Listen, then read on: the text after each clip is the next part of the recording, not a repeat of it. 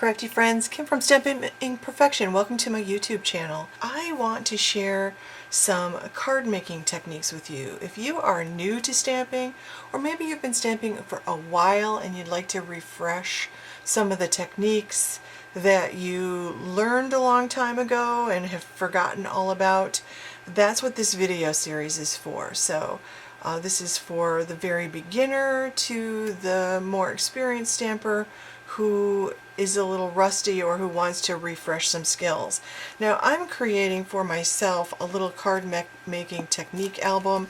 I've got one of these little 4x6 photo albums that you can get at like CVS, and I just decorated the front, and I've only shared one technique video so far, and I shared 3 marker techniques, and these are dye-based markers, or the water reactive markers, like the Stampin' Right markers that Stampin' Up has, for example.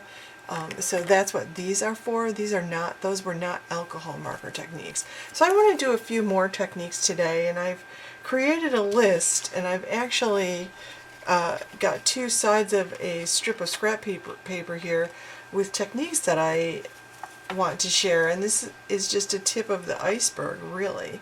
So I thought I'd start with I have 4 techniques, or actually I have 5 techniques that I would love to share today if I can squeeze them all in this video. And I'm sure that you've seen all of these. These are not new techniques. I'm not inventing new stuff. I'm just trying to get the stuff that I know about down on paper in my technique album. I had a really nice technique album, but somewhere in my last move it disappeared. So the first technique that I know you've heard of is called kissing. Alright, so the first thing you need to start with is a bold stamp. So I'm going to pull one of these off. I think I'm going to pull this little square off because I want to fit 2 of these on my 4x6 card. So I want to fit 2 of those. So you need to start with a bold stamp. Now this would be the stamp that I actually want to stamp on my project. And I love stamping stuff like this underneath photos or layering them beneath things, and then stamping sentiments or something on them, or little iconic images, things like that. But sometimes I want to change it up. Instead of a solid, I want to have a little pattern. So I have stamp sets like this and background stamps. Like, background stamps are my favorite things to use, but I only have one new background stamp from Stampin' Up, and so I thought I would just use these today. Okay, so the first way, there are 2 different ways that I sometimes do this, and I have these 4x6 papers that I already have cut. This is cardstock, and these slide right into the sleeves on that little photo album. So I'm going to ink up this stamp that I want to use, and then I'm going to bring it over here to this pattern and press it on the pattern, and then I'm going to bring it over here to my paper and press it down.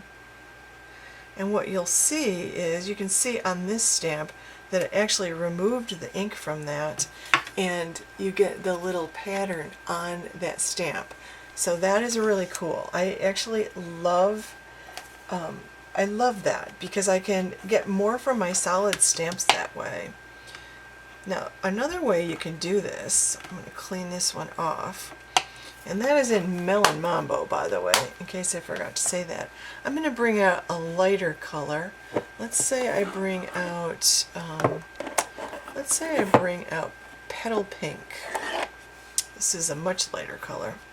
So what I'm going to do is, I'm going to do 2 things. I'm going to ink this stamp up with Melon Mambo.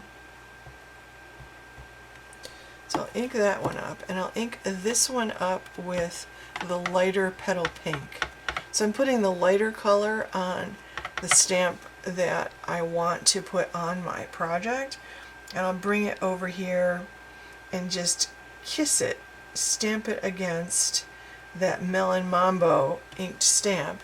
And so when I bring it over to my project, and now when I lift it off, you can see I get slightly darker. So this is inked on a plain stamp, an uninked stamp, and this one's pressed to a stamp that's been inked with a darker ink. And I'll write that right here. And remember, I've got printables, or I will have printables. At the time you see this, the printables will be available on my blog at stampingimperfection.com. The link will be below, and I'll be able to just cut out, and you will too, because the printables are free. So you can just cut out, and it will have the title. Here we go. So you can see I've got the title and then the directions. So you can just cut this out and paste it on your paper next to. So you will have the technique. So this is the kissing technique. That's the first one. So I'm going to put that aside and finish that up later. And I'm going to clean my stamps off. The next technique I want to do is one that Catherine Pooler always calls rock and roll. And I was really wishing that I had like I could do it with the butterfly. I have a butterfly stamp I'll use. So I'm just using my Simply Chamois here to clean this off. I've got it in an old clear stamp case, and I just clean it off. Now the reds and pinks and black inks don't always come off your stamps, so don't panic if your stamps look like that, because the ink just isn't going to come off. So it's something you don't have to worry about it. I take it as a badge of honor, because that means I've used that stamp. So that stamp has been used, and that is a very good thing. Alright, next. So the next technique is rock and roll. And again, I kind of like this with more solid stamps, but they don't have to, oops, that's the wrong one. They don't have to be solid stamps. I want this one. And I like this technique a lot too. I think this is a fun one, and again, it's a way to add multiple colors or shading to your project. So I'm starting with a bold stamp, but this will work with other kinds of stamps too. For example, I've got these inspirational sketches. It would work for something like this as well. So, like, this is a red rubber stamp. It'll work on red rubber stamps just as well. In fact, the first time I learned any of these techniques, the only thing on the market at the time was red rubber stamps. All right, so I've got my stamp here. I need 2 ink colors, and I think I'm going to use, let's use, I don't know how these two will go together, but I'm dying to try them. I want to try Calypso Coral and Cajun Craze. Fall is around the corner, and I'm already thinking about it. So you want to ink up your stamp first in your lighter color. I'm very lazy. I never push these in, and my ink pads are new, so they're harder to push in when they're new. Once you've used them a lot, then they're good to go. Okay, so I'm inking up in the lighter color, and then I'm going to take this to the darker color, and I'm just going to roll the edges. And because I started with my lighter color, it's not going to hurt my darker color. If I started with my darker color and then went to my lighter color, it could hurt my lighter color. So I actually like those. I actually did that in a more heavy-handed fashion than I would have liked. So let me try that one more time. And also remember, my ink pads are new, so they're very goopy. So I have to keep that in mind while I'm stamping. So I'm going to try it again, and this time I just want to see if I can gently just get the edges. So I'm going to just touch the edges. It's hard to do that without touching. And I'm just going to do the little edges of the wings, and then this time when I stamp it, you can see the difference. Just like that. Isn't that fun? That's a fun way to get multiple colors. Super simple, super quick. I don't have to pull out a bunch of tools. I can do this pretty easily. Now you can do that with your daubers also, but I'll do dauber techniques in another video. You can add a second color with your daubers, or as I showed you last week, with your Stampin' Write markers. Alright, so I call that rock and roll because I learned it from Catherine Pooler, and that's what she calls it. I'm just going to flip this over. I just got this stamp chamois, so I'm excited about it. This is actually super thick. I really like it. It feels like it's going to last a while. Alright, the next technique I want to talk about is next gen, or second generation, or stamping off. It's got a few different names. So again, I just need one color of ink. Let's go with, I want to go with something that I haven't stamped with very much. What would that be? I really have been using all the colors. I'm not as familiar with the blues in some of the new blue ink colors, so I'm going to use Blueberry Bushel. I'm going to use this same stamp, and again, this works with any stamp. It doesn't have to be a bold stamp or anything like that. Same with rock and roll. It works with any stamp. I just feel like the results are more dramatic when I'm using a bold stamp. So now the first one, the kissing technique, works absolutely best with bold stamps. I feel like there's a part, there we go. Alright, so I'm going to stamp this, and then I'm going to stamp it again. That's second generation stamping. You could try it a third time if you wanted to, because there's just a little ink left there. So I got 3 inkings, and that is a way to stretch your stamp pads. So you get 3 different shades of color with that one inking. Isn't that pretty? Super simple. And in journaling, I've been taking these like, it's called Summer of Sketches class at Studio Calico, because I love doing traveler's notebooks, and I'm still pretty new at it. So I've been taking these classes, and there's one designer who does this all the time. She calls it messy stamping, because in her journaling she's usually using a date stamp or a background stamp or something, and she does it in a very messy way. But it really is a very pretty way to stamp one image multiple times all at once in different shades, and it looks like there are 3 different butterflies there. Now, something else that you can do with this is called, I think it's called stamping in motion, or creating motion with your stamping. And you're going to do exactly the same thing, except this time when I do it, I'm going to stamp, and then I'm going to lift up and stamp right below it, and then right below it, and they're going to overlap, so you get this feeling of motion, just like that. It's like you're slow-mo photoed that butterfly, and you're getting a motion effect with the butterfly. And it's a fun technique to use. Like if you have a bicycle, you can stamp the bicycle 2 or 3 times. The closer you overlap them, the more it looks like a motion thing going on. And I think it's a really pretty effect. So it's kind of cool almost. So that was a bonus technique, by the way. I wasn't planning on showing that one today.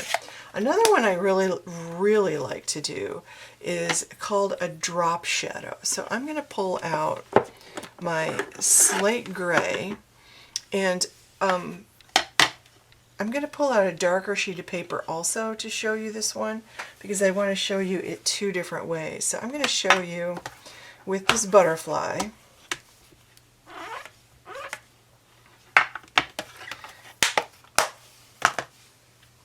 And let me pull this paper out. So I'm going to start with this smoky slate and blueberry bushel. And you can use any colors you want, but I usually use something like white ink or gray ink, light gray ink, or even a crumb cake or the beige would work nicely. So I'm going to stamp this in this smoky slate.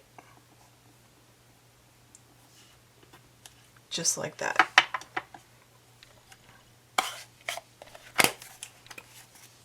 Then I'm going to pull out the blueberry, and I am going to clean up my stamp in between. It wouldn't hurt if I didn't. I started out with the lighter one, and so I'm going to ink this up. Again, this works for anything. I love doing this with letters. And what I'm going to do is I'm going to stamp this a little to the left and up. Like, my favorite kind of stamps to do this with is letter stamps. Just like that.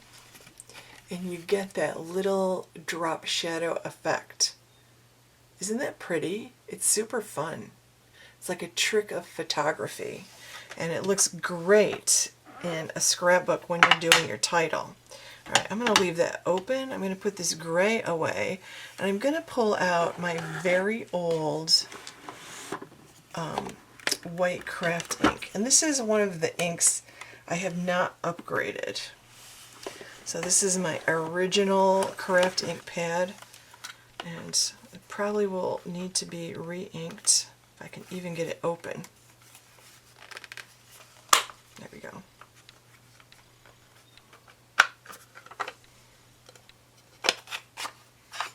Okay, let me pull out a little scrap of colored cardstock. So I've got this little scrap here, and I'm going to do the same thing here, except I will use a different color on top. I haven't decided what yet. Now let me just try this. Let me see. Oh, it's actually not terrible. Surprisingly, usually I have to re-ink this every time I use it. In fact, when they send it to you, it's not inked at all. This is very dry ink, but so I'm going to do the same thing on dark cardstock with that white ink.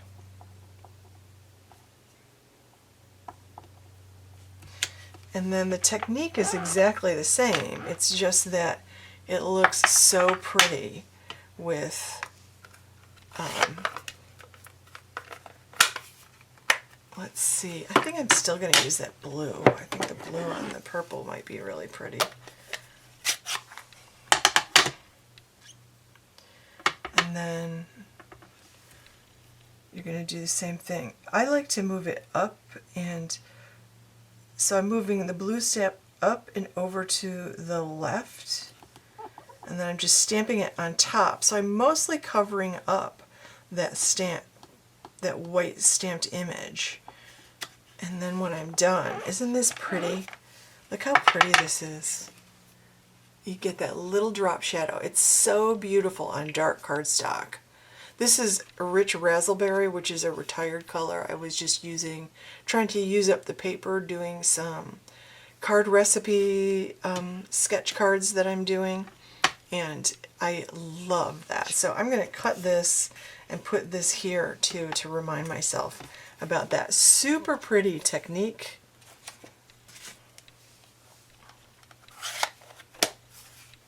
Okay, and again, I will have a printable for each one of these so that you can cut them out and attach them. And I have them sized so they fit on a 4x6 card in this space over here. Okay, so I've taken the time to figure that out so you don't have to. Okay, the last technique I want to share with you today is a quick technique called faux watercoloring. And alright, for the next technique, this is faux watercoloring. I'm going to use this little bird, and I've already got it stuck on here, and that will work.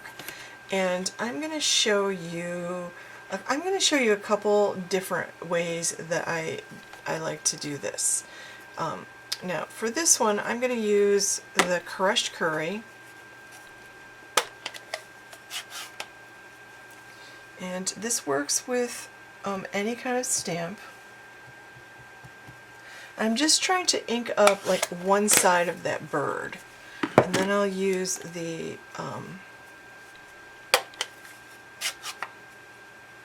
Cajun Craze, and I'll ink up the other side of the Cajun Craze. Then I'm going to take my Stampin' Spritzer, and I'm going to give this a couple of spritzes.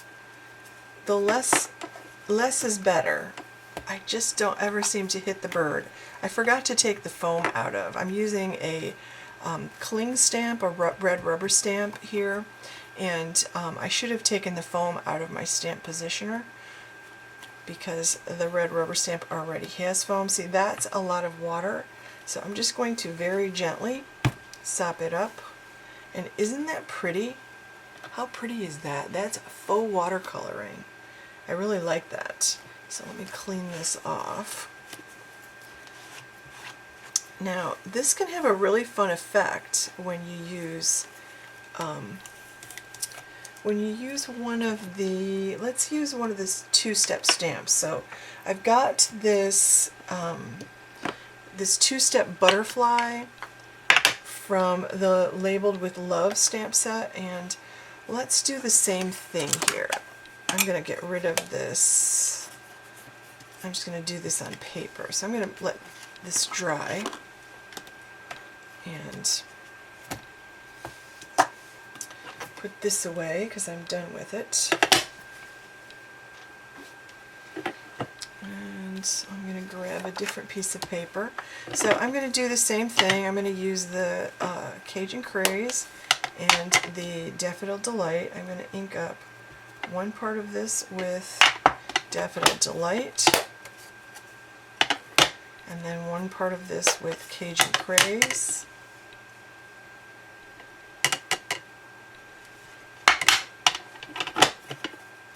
And then attempt to squirt it. I don't have good aim with the squirting. I need to work on my aim. And then I'm just going to stamp it. And 2 squirts is too much water. So I'm going to dab it up. Clean this off before it drips all over. And let this dry for a minute. You can hit it with your heat gun if you want to, and if it warps the paper, you can run it through your Stampin' Cut and Emboss machine, just like you would a thin die. Just put the paper in. I usually put another sheet of paper, like scrap paper, over the top of my stamped image. Now when this is dry, you can go ahead and let's try pecan pie. Try a nice brown. I've got the second stamp. It's like the outline stamp or the detail stamp, and I'm going to stamp that right on top of there. And I always love this effect because it feels like, I always feel like it feels like stained glass. Looks so pretty. And you get a little bit of the ink outside the image. I love that. I think it looks, I don't know, it just looks like faux watercoloring. That's what it is. So I'll cut this off here and add it to this one so that those 2 cards will go under my faux watercoloring technique. So those are the techniques I have to share with you today. I know that was a bunch. I will have a printable that you can use for all of these. So let's take a look at what we've done today. We did the kissing technique, and there were 2 ways to do that. Kissing a darker ink, or any color ink really would work for this, onto an uninked pattern stamp. And then the second way was I used a medium or lighter ink on my background stamp, and I inked up the pattern stamp with the darker ink and kissed them together, and I love the results. I think it's just so interesting. The next one was the rock and roll, so you can add a couple different colors, especially to edges. I saw somebody use that fruit stamp that is out now. I've seen a couple people do this technique with that, and it's beautiful on fruit. So the larger the stamp, the easier it is to get just the little edge. This is a pretty small stamp to do it with. Then I did the drop shadow. This is also sometimes called ghosting. And this one, remember, on the white paper I used the light gray, the smoky slate, with the blueberry bushel, and then on this darker raspberry ripple, I think it's called, I used the same blueberry bushel, but first I stamped it in the white craft ink. And I do use my white craft ink several times a year, and this is my favorite technique to use with it. So the next technique I did was the stamping off, or second generation stamping. Technically I did a third generation there as well. So you get different shades out of one ink pad. Then I turned that into in motion stamping, where you just stamp them in a line. If it's something that moves horizontally, you would stamp them in a horizontal line, overlapping them when you stamp off. And the closer you overlap them, the more it really looks like something is in motion. And then this technique I shared was the faux watercolor technique. So I've got 1, 2, 3, 4, 5, 6 different techniques to share with you there today. And I actually quite like the way that they all came out. I think they look great, and I'm super excited to have more completed technique cards in my stash. So you'll be able to find the printed portion of each of these cards that you can print for free on my blog at stampingimperfection.com. You can shop for the supplies I used here today at shopwithkim.net. And I'd love to have you follow me on Instagram, which is instagram.com/stamping_imperfection. I do post what I make there. I post some of my crochet projects. I post things like that. So I'm very crafty, and I love to share what I'm crafting. So that is that, friends. I hope you found this helpful, and I hope you're playing along. If you don't want to make a little album, your cards will fit in a recipe card holder, a 4x6 inch recipe card holder. I just pulled out a tin yesterday from my stash. Maybe you have something like this. This is an old Stampin' Up! Product that used to be filled with cards. The cards are all used up. I'm thinking this will be perfect to use for some of my projects, like this technique file. So I'm creating a file of techniques so I can, when I need inspiration or ideas, I can flip through this really quickly and figure out what technique I want to use. So thank you so much for watching, friends. I would love it if you give this video a thumbs up. If you have not subscribed, make sure you subscribe and click that bell to get notifications every time I upload a new video. And if you're already a subscriber, thank you so much. I am so grateful that you are here today. So give this video a thumbs up, please. And friends, I hope you find time to be crafty today. Thanks for watching.